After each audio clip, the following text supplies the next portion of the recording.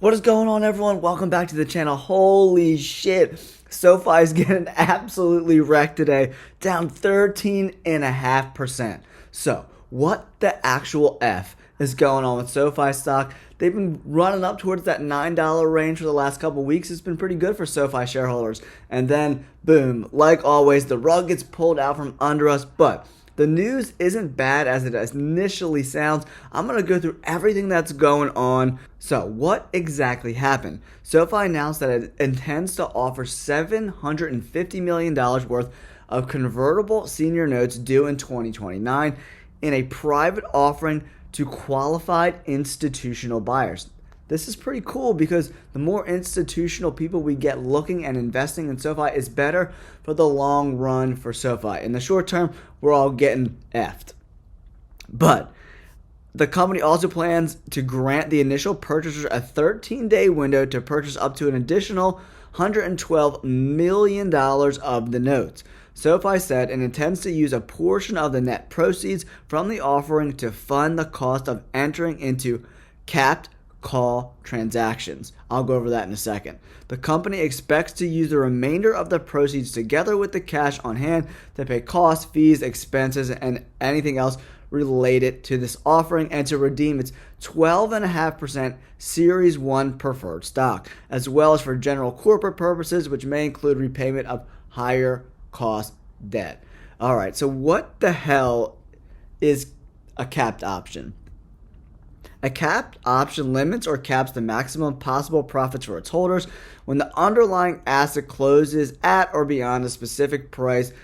The option automatically exercises. For capped call options, the option exercises if and when the underlying closes at or above the predetermined level. Similarly, capped put options exercise if and when the underlying closes at or below the predetermined level.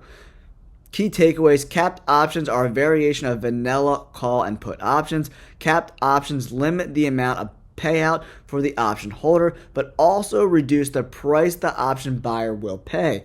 The primary benefit of this tool is managing volatility when it is low and likely to remain so. Okay, so this is like an option kind that limits volatility on both ends of option strategies. So I want you guys to check out some of the people I follow on Twitter that are really awesome on SoFi. Tevis, he's really good. He's always talking about SoFi and just specifically SoFi, it seems. He says there's a $325 million worth of preferred stock with 12.5% interest rate. It can be redeemed in May. If not redeemed, the interest rate increases to 17.5% for a new 5-year term. And if redeemed later, all 5 years worth of interest must be paid. So there's a small window to buy it back before the rate increases, hence the raise. No acquisition after all. When I initially saw the news, that was my first inclination. Ooh, are they going to acquire something big? But that doesn't seem to be the case. Then Amit at Amit Investing, he's really good. He does like Palantir, SoFi stuff. He said, SoFi Street is overreacting to the convertible note news. LOL. Is not dumping new shares onto the market, which is a good thing. I think a lot of people were concerned about that. It's capped, and if it does turn into common stock by 2029, SoFi should be worth much more than $752 that it's trading at the moment. Okay, this tweet from Profitable Ideas seems to be the most clear-cut, concise way to kind of understand what's going on. SoFi raising funds to redeem its 12.5% Series 1 preferred stock and for repayment of higher cost indebtedness. This actually means they can raise cheaper capital now and get rid of more expensive capital on their books. He also says, note, they've now come out and said that this will improve their capital ratios and profitability.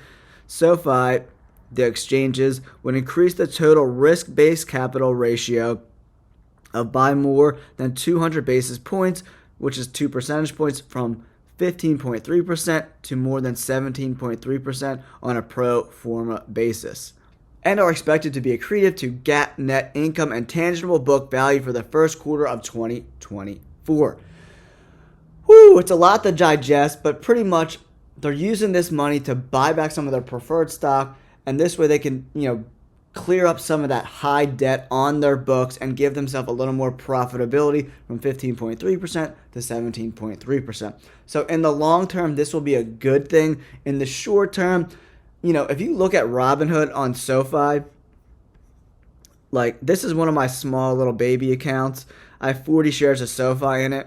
If you look at SoFi on Robinhood, we're down 13.5% almost on the day, down to $7.45 a share. OMG.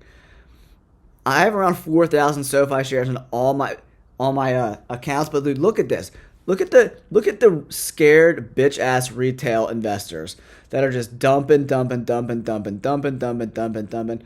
so scared. I'm gonna lose my money. And then hedge funds, they're consistently buying. Insiders, buy. So what am I going to do? I'm going to buy some shares. How about I'll rip off 20 shares right now. Boom. So I'll take this position, get my average down to 807. You saw that change live. It's about 4% of this portfolio. We have 60 shares in it. So don't get scared. Anthony Noto's know what the hell he's doing, man. Noto knows. Don't be scared. Take this as a buying opportunity. You get to get your cost basis lower, and if you're a new investor, you get to buy SoFi initially at $7.45. And if it goes into $6, you just buy a little bit more. But don't be a little bitch. Don't be scared of this. Noto is trying to clear up some high interest rate debt and then make profitability a little better for SoFi in the long run to make their books even better, that they're profitable. So Noto knows what the F is up. Just trust in Noto, man. He's from banking. He knows what's going on. He knows how to make this business better. Initially, you're like, oh my God, they're going to dilute shareholders again. But that's not necessarily the case. So we'll see what happens. Let me know in the comments below. Do you like this move by Noto? Excuse my nasally voice. I'm getting over a cold a little bit, guys. But I want to bring you some updated news, like what people that I trust on Twitter are saying and what is actually happening with this $750 million, convertible note situation. All right, let me know in the comments below. Don't forget to like and subscribe. We appreciate all you guys. We're trying to get to up to 500 subscribers. We're in that 330 range now, so please subscribe to the channel. And we'll continue to bring you SoFi stuff, Palantir stuff. I'm going to work on some 401k stuff for you guys. Thanks again. Peace.